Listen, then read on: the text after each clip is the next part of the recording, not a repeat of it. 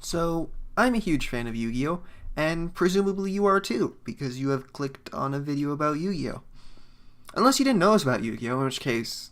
Fuck! Part of why I like Yu-Gi-Oh! Is a thing that literally no other card game has ever, called an Archetype. A set of cards designed to be played together. Because who would design a card game that way? It's so novel and unique, and only Yu-Gi-Oh! Has it. Sometimes these archetypes are incredibly great. Some of the most powerful things you can do in the game. To the point which, why would you play anything else? Sometimes, they're the worst. And I hate them. Because they seem cool. And they're not. Now, in the search for good archetypes, I tend to look at all of them, usually focusing on the ones that have the big, giant boss monsters, because everyone loves giant monster cards. This is what led me to Majestics, an archetype based entirely around giant monsters. Now, you may be thinking, oh, that sounds interesting. Like kaijus? Well, not really. More like assault mode, in that they're designed to take powerful monsters that already exist and make them better. Focusing mostly on, well, exclusively on two of the Signer Dragons, which, seeing as they're the most powerful of the two Signer Dragons, isn't a problem, I don't think. Until you see what the cards are, actually. So where should I begin when talking about this archetype? Well, obviously I should start with their main monster, their tuner, Majestic Dragon. Majestic Dragon is a light attribute, dragon-type tuner monster with 0 attack and 0 defense. It's a tuner, so you don't really need anything more than that. It's got 1 level, or it's level 1, which is actually a really great level for any sort of tuner. It really is a play extender. So what's the effect? Cannot be used as synchro material except for the synchro summon of a Majestic monster. And nothing else.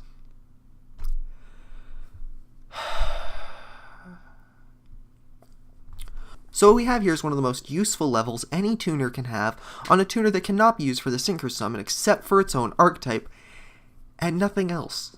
It doesn't have a self-summoning clause. It doesn't have a floating clause. It has nothing. Now, this could easily be made useful if it could special summon itself if you controlled a dragon synchro monster, but it's not the hardest to get a level 1 dragon onto the field. I mean, being a dragon certainly helps. It opens up a lot of support. And the level 1 makes it 1-for-1able, one of the most powerful cards in any synchro deck. Maybe the monsters make up for it. Well, let's look at the big one that first attracted me to the archetype. Majestic Red Dragon is a level 10 Dark Dragon Synchro monster. And also, I fucking love that art. There's something cool about turning a terrifying beast into, well, something majestic. Seriously, that's amazing. And its stats are fucking busted. Well, and it's got absurdly good stats. 4,000 attack, 3,000 defense. This thing's already an upgrade of Red Dragon Archfiend, and these stats help define it. Seriously, Red Dragon Archfiend as a 3,000 attack point monster was already great. This with 4,000 attack, that is not forgettable. So, I think you may have noticed a problem here. This card takes Red Dragon Archfiend, an incredibly powerful level 8 synchro monster, plus Majestic Dragon, a level 1 tuner, and creates a level 10 synchro. The math doesn't add up, meaning that you need an additional non-tuner monster that has to be level 1. This is where Majestics really fall apart. The fact that to summon their monsters, you still need an additional level 1. That means that 1-for-1ing your Majestic Dragon onto the field won't help. It really won't. You know what?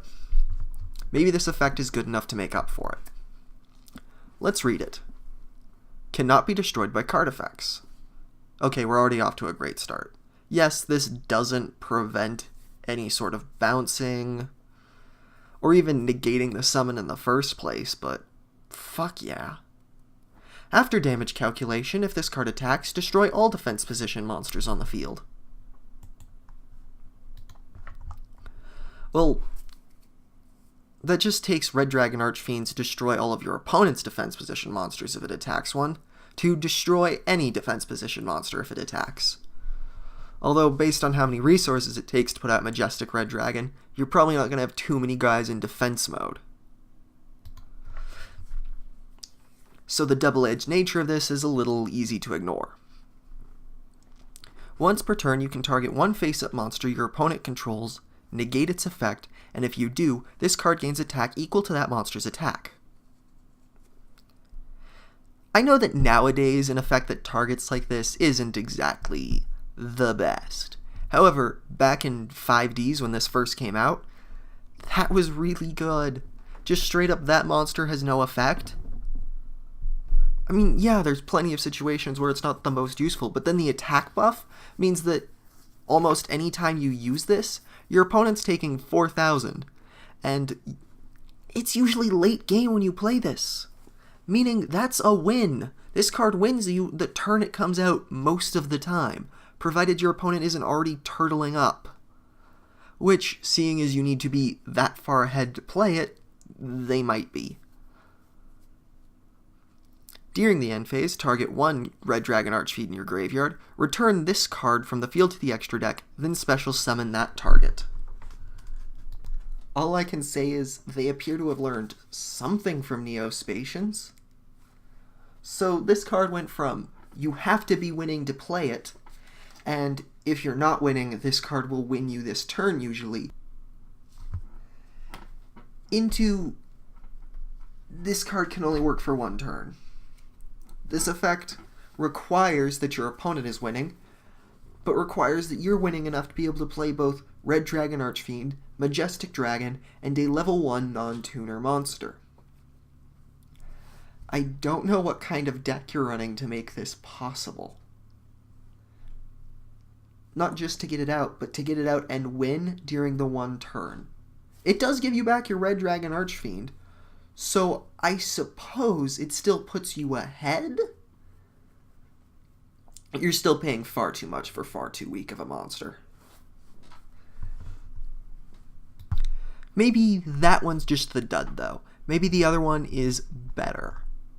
And so we look at Majestic Star Dragon, a wind dragon monster, synchro, level 10 again.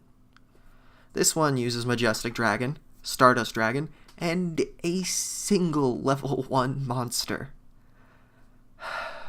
It's still really difficult to play.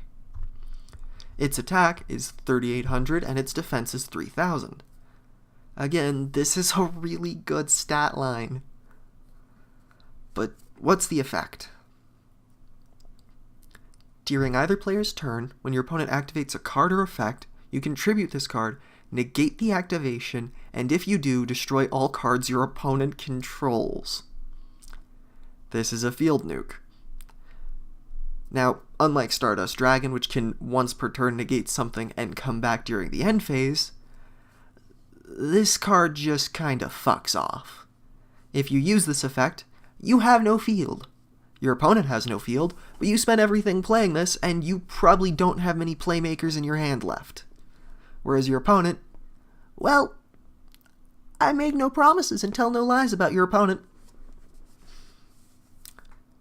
Once per turn, you can target one face-up monster your opponent controls, negate its effect until the end of this turn, and you can activate one of its effects as if it was this card effect once per turn. Well, this is a very situational ability, and I don't know if it's useful or not. It really depends on who you're fighting. And seeing as if your opponent were to activate an effect, you could just nuke their field, I think this is a lesser effect. Maybe, though, because of the field nuke, your opponent refuses to activate any card effects, and that leaves them with a very powerful monster open to steal the effect of, in which case, this ability is good. Otherwise, stick to the field nuke. During the end phase, target one Stardust Dragon in your graveyard, return this card from your field to the extra deck, then special summon that target. So it bounces itself again. And it doesn't bounce itself if you used the field nuke ability. You just spent all the materials it cost to get out Stardust Dragon, which admittedly could be very few or far too many. Then you spent resources getting Majestic Dragon on the field and another level 1 tuner, all to field nuke. You wasted all of your resources to leave your opponent with nothing, and you don't even get Stardust Dragon back. Fucking hell. Not just that, but for both of these, the effect to return it to the extra deck is mandatory, meaning this effect goes off even if the appropriate synchro monster is not. I repeat, even if it's not still in your graveyard. I know there's plenty of interesting ways you could get it out of your graveyard, but none of them work. It will still return itself, and nothing will be added to your field. You will get nothing. This giant fucking fat monster does nothing for you. God damn it. So, these cards suck. These cards suck a lot. And why do they have to suck? They're interesting. They're cool. They're a better Neos. Well, to steal from someone else's format, I'm now going to talk about how I'd improve them. The very first place to start is with the tuner. The fact that Majestic Dragon can't summon itself and relies on other cards pretty much bricks the deck 9 times out of 10. If you didn't require the additional level 1, this wouldn't be a problem, but you do. So you either need to save your normal summon for that level 1, or use your 1-for-1 on that level 1. It's awkwardly slow. And so I think this card could genuinely just be improved with the additional line of, if you control a level 8 dragon synchro monster, you can special summon this card from your hand. And then maybe some sort of clause to keep you from special summoning more than one.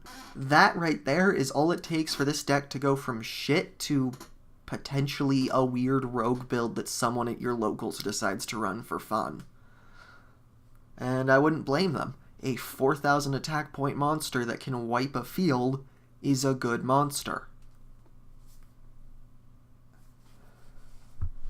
So this is a new thing I'm doing. I hope you enjoyed it, and if you do, feel free to tell me. If you don't, feel free to tell me.